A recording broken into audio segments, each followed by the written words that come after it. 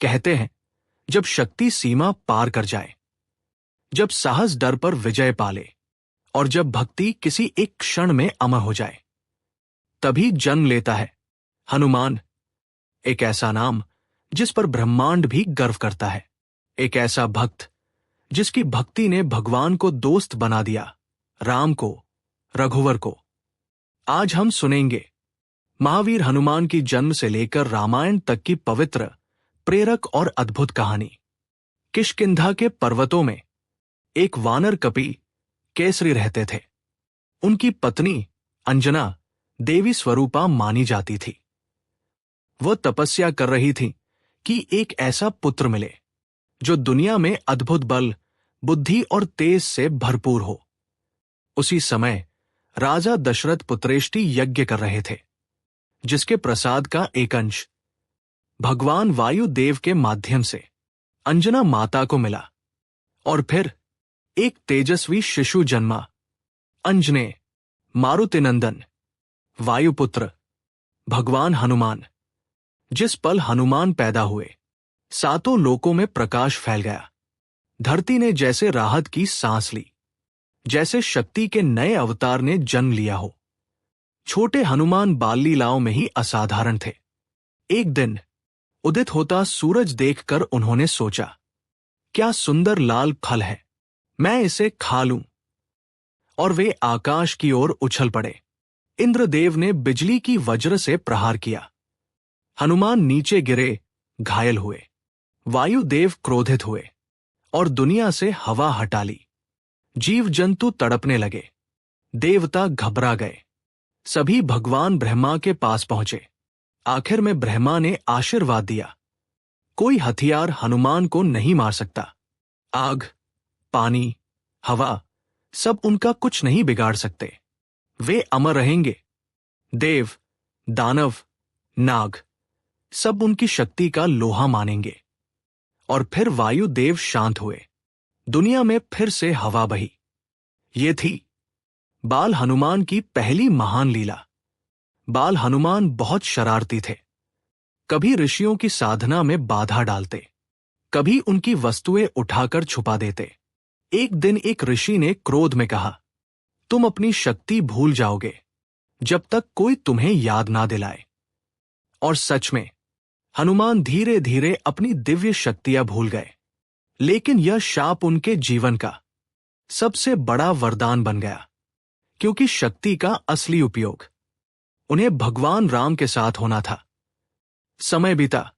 वनवास में राम और लक्ष्मण सीता माता को खोजते हुए किष्किंधा पहुंचे। वन के शांत माहौल में हनुमान को दो दिव्य पुरुष दिखाई दिए। वो साधु के वेश में पहुंचे और राम से पूछा, आप कौन हैं? इस वन में किस उद्देश्य से आए हैं? राम मुस्कुराए। उनकी आवाज जैसे शहद की धारा। मैं राम हूं और ये मेरे भाई लक्ष्मण। इसके बाद जो हुआ वह इतिहास बन गया। राम ने हनुमान को गले लगाया और बोले, तुम मेरे हो। हनुमान, उस क्षण उन्हें अपनी सभी शक्तियां याद आ गई। उनका जीवन अब केवल एक लक्ष्य के लिए था, राम कार्य। हनुमान ने राम सुग्रीव की मित्रता कराई। लेकिन सुग्रीव का भाई बाली अत्यंत शक्तिशाली था। राम ने प्रतिज्ञा की, सुग्रीव का राज्य लौटाएंगे। और जैसे ही अवसर मिला, राम ने एक तीर से बाली का अंत कर दिया। ये वही दिन था जब हनुमान समझ गए, न्याय के लिए किया गया युद्ध हमेशा धर्म कहलाता है। जटायु की कहानी, वनों का भटकाव, हर दौर में हनुमान अग्रणी थे। जब खोज दल समुद्र तक पहुंचा, सभी निराश थे। तभी जाम्बवन बोले, हनुमान, तुम क्यों भूलते हो? तुम ही तो वो वीर हो जो पर्वत को भी लांघ सकता है। शब्द सुनते ही उनके भीतर ऊर्जा की ज्वाला भड़क उठी। उनकी छाती चौड़ी हो गई, आंखों में चमक आ गई।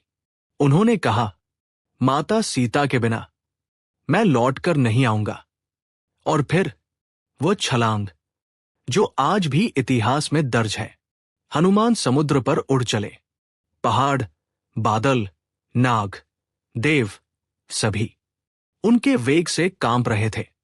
लंका पहुंचकर हनुमान ने पहले विभीषण से भेंट की, रावण का भाई जो धर्म पर था। विभीषण ने कहा, हनुमान, सीता जी अशोक वाटिका में है। हनुमान पहुंचे और पहली बार सीता माता को देखा। उन्होंने विनम्रता से राम की मुद्रिका उनके सामने रखी। माता, राम निकट है, आपको शीघ्र मुक्त कराएंगे। सीता की आंखों में आंसू आ गए। भरोसे का नया दीप जल उठा। हनुमान जाते जाते चाहते थे कि लंका को अपनी शक्ति दिखा दे। उन्होंने अशोक वाटिका उखाड़ दी, राक्षसों को परास्त किया और अंत में मेघनाद के ब्रह्मास्त्र से स्वयं को बांध लेने दिया ताकि रावण के दरबार में संदेश पहुंचा सके। रावण ने अपमान किया। वानर, तुम कौन होते हो? हनुमान ने शांत स्वर में कहा, मैं रामदूत हूं। सीता को लौटाओ, अन्यथा लंका जलकर भस्म हो जाएगी। रावण ने आदेश दिया, उनकी पूंछ में आग लगा दो। लेकिन जैसे ही आग लगी, हनुमान प्रसन्न हुए। अच्छा हुआ, अब पूरी लंका का हाल पूछूंगा। और फिर कूदते फांदते उन्होंने पूरी लंका जला दी। लंका युद्ध में मेघनाद ने लक्ष्मण को घायल कर दिया। वो मूर्छित हो गए। जड़ी बूटी लेने का कार्य हनुमान को मिला, लेकिन द्रोण पर्वत पर उन्हें सही जड़ी बूटी पहचान में नहीं आई। उन्होंने कहा, जब संदेह हो जाए तो पूरा समाधान उठा लाना चाहिए। और उन्होंने पूरा पर्वत ही उठा लिया। उनके आकार, उनके वेग, उनके संकल्प को आज भी संसार प्रणाम करता है। लक्ष्मण बच गए। राम ने हनुमान को गले लगाया और कहा, तुम मेरे जीवन दाता हो। हनुमान, अंततः युद्ध में रावण गिरा, लंका में विजय प्राप्त हुई। राम अयोध्या लौटे, लेकिन हनुमान नहीं बदले। उनके लिए सभी जीतों का केवल एक अर्थ था, भक्ति, सेवा, राम का नाम। राम राज में एक बार सीता ने सोचा, क्या हनुमान सच में इतने भक्त हैं? उन्होंने राम को सिंदूर लगाया हुआ देखा। हनुमान ने पूछा, माता, ये क्यों? सीता ने कहा, राम की दीर्घायु के लिए। हनुमान ने सुना और पूरा शरीर सिंदूर से रंग लिया। जब राम ने पूछा, हनुमान, ये क्या? उन्होंने सिर झुकाकर कहा, जिससे आपकी आयु बढ़ती है वो मैं पूरे हृदय से करूंगा। राम भावुक हो उठे, कहा, हनुमान, तुम्हारे बिना मैं कुछ नहीं। राम ने वरदान दिया, हनुमान, जब तक मेरा नाम लिया जाएगा तुम इस पृथ्वी पर रहोगे। और इसलिए आज भी हर संकट में, हर डर में, हर कठिन समय में हम कहते हैं, जय बजरंगबली, क्योंकि हनुमान सिर्फ शक्ति नहीं, भक्ति का अमर स्वरूप है, राम के सेवक और हम सबके रक्षक।